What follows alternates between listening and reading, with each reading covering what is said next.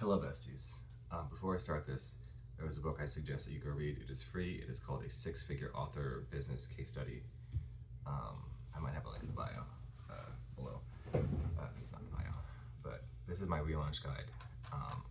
That was one of the books that helped me understand how to rebrand a full Kindle KDP book.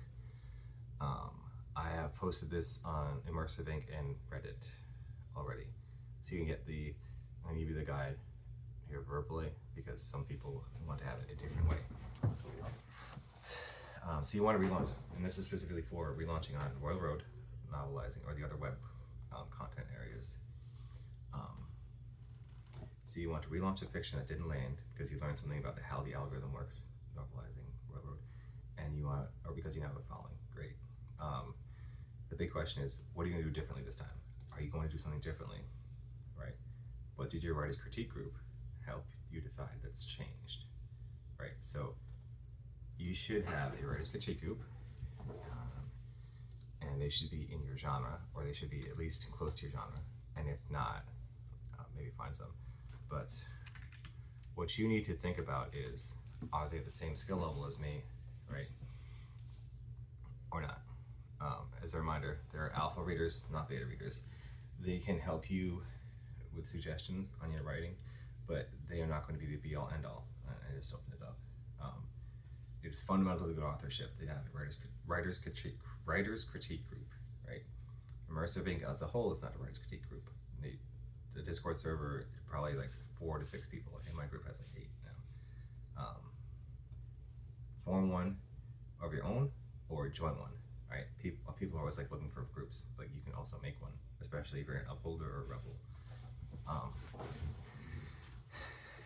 And this is semi-untested. I have asked a couple people to, when they relaunch, to give me feedback based off of this. I'm going to do my relaunch of Nascent Soul Child at some point in time, not the end of the summer. My hypothesis is that with a rebrand, it will do better. But my other hypothesis is that you get one, right? You don't get like multiple relaunches to try game the algorithm. And here's my hypothesis. If you're not willing to put in the work for a relaunch that is leading directly to an Amazon release, you probably should not do a relaunch, right? Or Amazon or whatever you're doing. Okay, so let's do a little bit of a postmortem. Postmortem is when you try to realize something's failed after it's failed, right? Have you talked to your critique group about why you thought it's failed, right? Was it off meta? A relaunch is not going to fix that, but you understand like that it might not do so well. And I hate talking about the meta, but like, if you want to do well, you have to kind of get followers, and then you can kind of do whatever you want. Like you can, for every Dungeon Crawler Carl that you write book, you can have a kaiju battle surgeon or something else. Question for you: was this your first or second book, and you have a following, and now you're on your 4th series, and you want to relaunch that one series that you thought would do better? Okay, answer that question. Did you not reach out for shout-outs from other authors before? Right now, I just gave them out. I'm like, hey, you seem like a decent person. Here's a free shout-out, right? Did you decide to do chapter updates when people are not online, instead of when people are? And this is a more nuanced question about like, am I posting my chapters at 2 a.m. at a time when nobody is online? And you need to go into Google Analytics to kind of answer that question. That is a topic that is far broader than I'm going to answer here, but if you meet me in Immersive Ink, I will break that down for you a little bit. Was it not your best work? Okay, I understand. Like, ideally, I would have not posted my first novel. I would have posted like my 3rd novel. But I ended up posting my 2nd or 3rd novel on Royal Road, and it's still on the top 1,000. But like, it could not have been your best work, and you're gonna do a full rewrite. Don't just repost the same exact thing. Don't do that. Did you fix your blurb? Did you have a blurb problem? Fix the blurb. Ask for some help. Critique group. Did you fix your cover? I have a cover thing for Launch Clues. Look at that. And then again, what did your critique group say? All right, so you can. Your cover is going to sell your book. Your blurb is going to sell your book. The cover draws you in, but I'll warn you that you want to see like a thumbnail, right? So like you see like something that small, and you're like, Interesting. Should I buy that? Okay. There's a blurb workshop at Immersive Ink, and I'm going to ask that you like run your blurb and your cover through your writers critique group, and like if they say it's good, probably it's good. If they said the first one was good, and then it didn't help out, then it might not be have been the blurb or the cover. Orbis Tertris, which is like an amazing book about an anthropology student and then scholar, should have done a lot better. I don't understand why, but the author probably didn't care about marketing because they're retired, so like they don't need that, right? But if you want to make money off of this, right? Like look at the top 50 covers in your niche and genre on Amazon, and see if there's anything there. Are there lots of a specific type of color? Is the main character always facing away from the cover? Right, like you can kind of see some similarities, right? So I can, right? And then socialize, right? If you're not going to change your cover and blurb, and those were issued before, you should think about not doing relaunch, right? Get some input from people that are in your genre, in your specific niche. Okay, so you need to set up the shoutouts. If you haven't done shoutouts, don't do a relaunch, and like don't be funny about this. You only get one.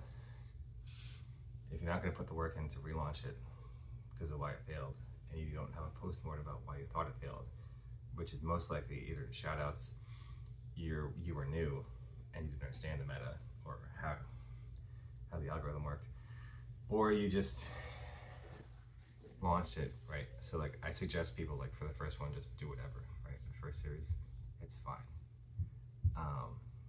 But like the domain of time also works. So if you have something out, think about the availability of someone to actually find the work through someone else's shoutouts or through networking or through being on Discord, right?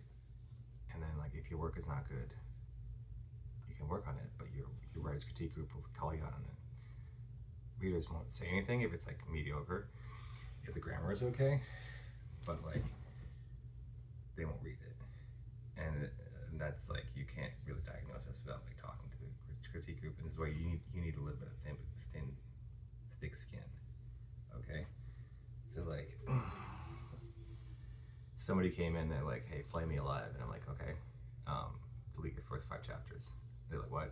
I'm like, there's no character development there, nothing. It's just a lore dump, and nothing's gonna turn me off as a reader than like 5 chapters of just pure lore dump. Like, I understand you think that the audience needs to know this. They do not. They want to see the characters doing cool shit or like cool situations with the characters. They don't need to see like every Battle of the Gods I've had for the last couple of years. So like for my rebrand, I'm thinking change the cover, rebrand it to these young masters need therapy, and then align that with the action psychological arena, because it's a psychologist, or it's not psychology, it's a social worker therapist, right? And so run this through your contemporaries. Like, hey, this makes sense, right? You're releasing something similar to me. If I rebrand to this, is this something that you think that you would click on, not knowing me? And like, you can have them be honest, right? And so let me go into that.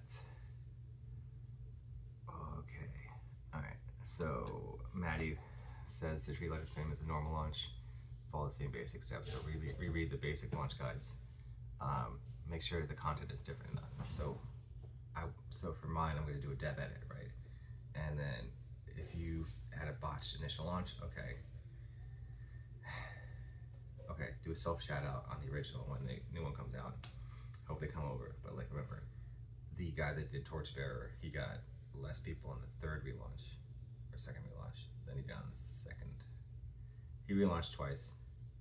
The third one has lower numbers than the second one, right?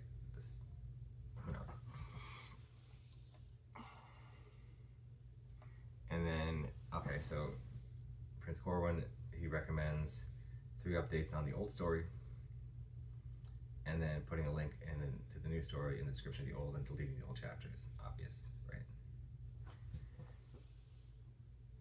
All right, so now let me go into the pre-mortem. Post is after, pre is before. So we decided to do a relaunch. All right, analyze why it would fail, right? So everything we discussed is all in effect, but we're going to work with the new dimension of time, which is, remember, we don't have time, we spend it, right? So like, you have the time ahead of you to launch this thing. So you're gonna spend some time of your day to post. I should get the calendar up there in the other room. If you haven't fixed the things that you identified in your postmortem, you need to not do a relaunch. Fix those. If you don't have a writer's critique group, then you need to go back and run everything through them, full stop. If you don't feel you've grown as an author and you just want to like impulsively do this, which is most of the people that come to me about a relaunch, no, don't edit. Don't do that. Look at the notes from your critique group. If you have the money, get a dev editor, right? And a line editor, if you have more money. The reason that I'm doing Launchpalooza is to give the network effect baked in of people that are like, okay, I'm going to commit to launching on this date. I'm going to commit to launching and co-supporting other authors. And then if you cannot tangibly explain what you're doing differently, do not do a relaunch, right? So like, the reason I'm doing a relaunch is because I thought that the name was off, even though Nascent Soul Child, it's like a Zhangsha name. Like, maybe people don't understand that because they haven't read enough Zhangsha, right? And Soul Child is like about them being a therapist. If you need to bring up if you're explaining why you're going to do it, and your explanation involves bringing up a spreadsheet of shout outs that you've promised to other people, you're probably good to go. All right. Do not get so emotionally invested in your numbers that you think that it is your worth. Your worth is not in the numbers of your fiction. It is just a starting point for you to build your following, right? It is not the be all end all. Things will get better over time, right? If you do not understand what the readers were looking for before, understand that there are people that write very often at stuff that have thousands of viewers, and it is the quality of their writing and the domain of time that they have been writing for a while, and they have had the chance to be recommended to others by people that they respect. And it starts with looking at what you think you could change about that during your postmortem. Okay, and so I'm going to end it with my hypothesis for my rebrand. I'm going to dev ed the whole book, so the content will be different. I'll probably do a bit of a line edit, and then I will do all the normal launch stuff. I've been saying I'm going to do this for a while. I'm just waiting on the dev edit notes to finish it, but think about it that way, right? If you're not going to do all the steps, don't do it. It's fine to have fiction that doesn't do well, right? But don't misconstrue your numbers with your worth as a person or as an author. It's better to write the next thing.